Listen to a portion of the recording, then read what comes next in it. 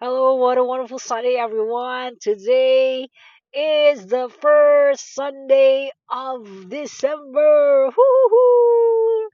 Ding, ding, ding, ding, ding, ding, ding. Christmas na po tayo ngayon.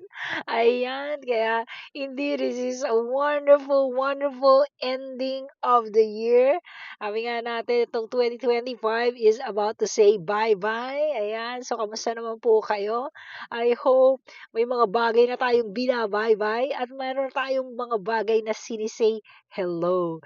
And syempre, praying for every one of us to have a new season. Ayan. So, that's why today, every Sunday is a day, sabi nga natin, we should always end with the week strong. Yan. To end the week strong is to go to church. Ayan.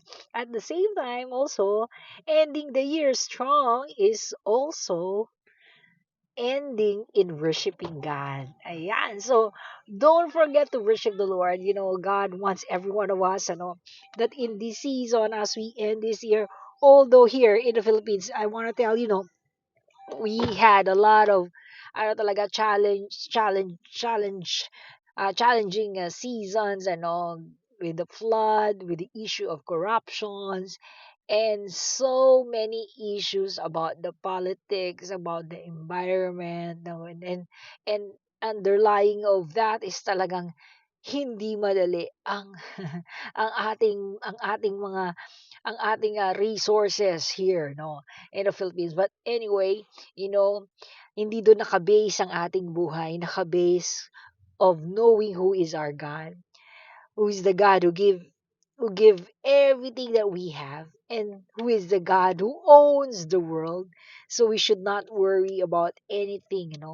So what we need to do is just to always hold on to God, ask for God's wisdom, ask God for a divine opportunity in whatever ways, no, na inyong biniventure, whether it is a business, it is in the workplace, God wants every one of us. I want to tell you, God wants every one of us to really hold on to Him.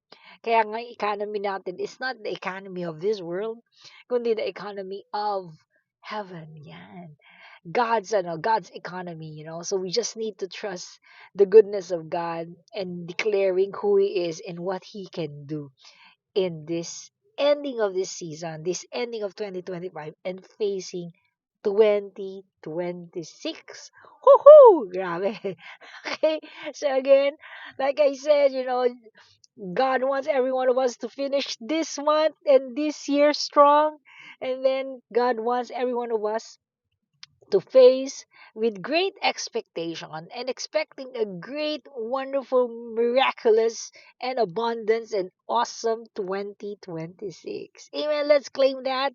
Again, have a wonderful, wonderful Sunday, everyone. Go to church, worship the Lord, finish this year strong, finish this 2025 and this December 2025 strong and kicking. Amen. So God bless you, everyone. Have a wonderful day. Bye bye. God bless.